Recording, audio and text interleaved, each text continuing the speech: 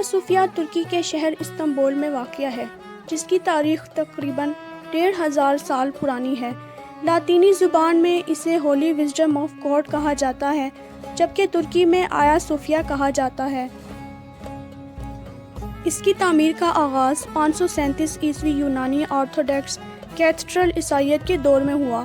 تقریباً 500 سال تک یہ چرچ آرتھوڈکس چرچ سے بازنطینی چرچ اور بازنطینی چرچ سے رومن کیتھولک چرچ اور پھر رومن سے دوبارہ یونانی آرتھوڈکس چرچ میں تبدیل ہوا۔ آیا صوفیہ کو اس وقت عیسائیت کے سب سے بڑے مرکز کی حیثیت حاصل تھی۔ وہاں عیسائیت کی عبادات و تبلیغ کے ساتھ ساتھ اسلام اور مسلمانوں کے خلاف سازشیں بھی کی جاتی تھیں۔ جب سلطان محمد نے 1453 میں استنبول فتح کیا تو 1 جون کو آیا صوفیہ میں جمعہ کی پہلی نماز ادا کی۔ سلطان محمد کے حکم پر چرچ میں موجود حضرت عیسیٰ علیہ السلام، بی بی مریم اور حواریوں کی تصاویر اور مجسموں پر پردہ ڈال دیا گیا تاکہ نماز کی ادائیگی خشوع و خضوع کے ساتھ کی جا سکے۔ 1481 میں آیا صوفیہ کی جنوبی جانب ایک مینار تعمیر ہوا۔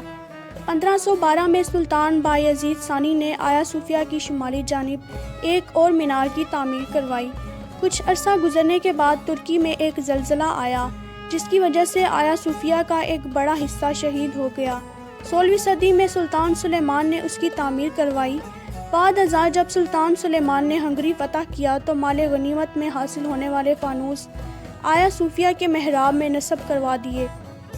سلطان سلیم کے دور میں آیا صوفیہ کا بہت سا حصہ خستہ حالی کا شکار ہونے لگا تو سلطان سلیم نے ایک ماہر انجینئر سنان کو اس کی تعمیر کا حکم دیا۔ انجینئر سنان زلزلے سے بچاؤ کی تعمیرات کرنے کا ماہر تھا۔ اس نے سلطان سلیم کے حکم پر عمارت کی مضبوطی کو یقینی بنانے کے لیے اس میں کچھ ستونوں کا اضافہ کیا اور مغربی جانب ایک بڑے مینار کا اضافہ کیا۔ 1717 میں سلطان احمد ثالث نے آیا صوفیہ پر رنگ و روغن کا کام کروایا۔ 1739 میں سلطان محمود اول نے مسجد کے ساتھ مدرسہ اور لائبریری کا اضافہ کیا۔ غریبوں کو کھانا کھلانے کے لیے ایک سرائے تعمیر کروایا۔ 1740 میں سلطان محمود اول نے وضو کرنے کے لیے حوض تعمیر کروایا اور مسجد میں پہلے سے موجود حمام کو لوگوں کے بیٹھنے کے لیے ایک بیٹھک میں تبدیل کروا دیا۔ سلطان عبد المجید اول کے دور میں آیا صوفیہ کی تاریخ کی سب سے بڑی تعمیر ہوئی، جس میں تقریباً 800 مزدوروں نے حصہ لیا۔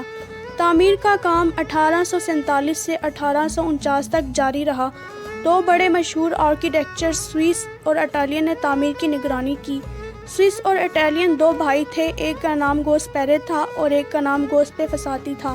دونوں بھائیوں نے مسجد کو نئے رنگ و روغن سے آراستہ کیا اور نئے فانوسوں کا اضافہ بھی کیا۔ 1931 تک آیا صوفیہ کو مسلمانوں کے لیے عبادت گاہ یا مسجد کے طور پر استعمال کیا جاتا رہا۔ مصطفیٰ کمال اتا ترک نے 1935 میں اسے میوزیم میں تبدیل کرنے کا حکم دے دیا۔ اتا ترک کے حکم پر مسجد سے قالین اٹھا دیے گئے اور لوگوں نے پہلی بار مسجد کے سفید ماربل والے فرش کو دیکھا۔ عیسائی دور کی بنائی گئی یادگاروں سے پردے ہٹا دیے گئے اور آیا صوفیہ کو مکمل طور پر ورلڈ مونومنٹ کی شکل دے دی گئی۔ 1 جولائی 2016 کو بہت سے ترک مسلمانوں نے جمع ہو کر آیا صوفیہ کے باہر باجماعت نماز ادا کی۔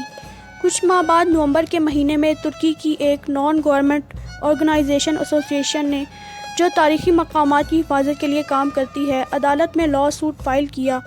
ایک تاریخی عمارت کو زبردستی مسجد میں تعمیر کرنے کی کوشش کی جا رہی ہے۔ اناطولیہ یوتھ ایسوسی ایشن کی جانب سے مسلمانوں کی ایک بڑی تعداد آیا صوفیہ کے سامنے جمع ہوئی اور سب نے باجماعت نماز فجر ادا کی۔ 21 جون 2017 کو پریزیڈنسی آف ریلیجیس افیئر کے تحت لیلۃ القدر کی شب قرآن خوانی اور نوافل کا اہتمام کیا گیا۔ 2018 میں ترک صدر رجب طیب اردوگان نے ایک تحریک کا آغاز کیا جس کا مقصد آیا صوفیہ کو کورٹ کے ذریعے مسجد میں تبدیل کرنا تھا۔ 31 مارچ کو رجب طیب اردوگان نے پہلی بار آیا صوفیہ میں قرآن مجید کی تلاوت کا اہتمام کیا اور تلاوت کے بعد دعا کی کہ اس قرآن خوانی کا ثواب استنبول فتح کرنے والوں کی روحوں کو پہنچے۔ مئی 2020 میں استنبول کی فتح کے 567ویں یوم فتح کو منانے کے لیے آیا صوفیہ میں سورہ فتح کی تلاوت کی گئی، نماز ادا کی گئی اور اس دن کو ہونے والی تاریخی فتح کو منایا گیا۔ ترک صدر رجب طیب اردوگان نے لائیو ٹیلی کاسٹ میں بیان دیا کہ آج ہم اس دن 567ویں تاریخی فتح کو منا رہے ہیں۔ گریس کی اتھارٹیز نے ترک صدر کے اس اقدام کی مذمت کی، جس پر ترک مذہبی جماعتوں نے بیانات جاری کیے کہ ہم آیا صوفیہ میں مذہبی رسومات ادا کرنے پر خوش ہیں اور کسی کو اس پر دخل اندازی یا اعتراضات اٹھانے کی ضرورت نہیں۔ آیا صوفیہ عیسائیت کا بڑا دینی مرکز تھا۔ وہاں مذہبی رسومات کے ساتھ ساتھ مسلمانوں کو شکست دینے کے لیے مجالس قائم کی جاتی اور مشورے دیے جاتے اور مسلمانوں کے خلاف اسلام کی تبلیغ روکنے سے متعلق فیصلے کیے جاتے تھے۔ اسے مسجد زرار کی سی حیثیت حاصل تھی۔ جب سلطان محمد نے حضرت محمد صلی اللہ علیہ وآلہ وسلم کی بشارت کے مطابق استنبول فتح کیا تو مسلمانوں کے خلاف ہونے والی سازشوں کا قلع کما کرتے ہوئے سلطان محمد نے آیا صوفیہ کو مسجد میں تبدیل کر دیا۔ ایک بار پھر مسلمانوں کو یہ تاریخ ساز دن نصیب ہوا اور 10 جولائی 2020 سے عدالت کی جانب سے مسلمانوں کو باجماعت نماز ادا کرنے اور مذہبی رسومات ادا کرنے کی اجازت دی گئی۔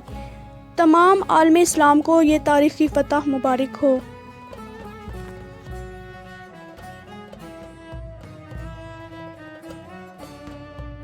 لك فتحا مبينا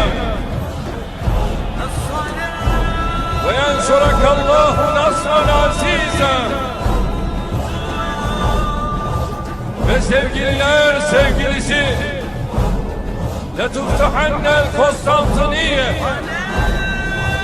ولنعم الأمير ذلك أمر ولنعم الجيش ذلك الجيش.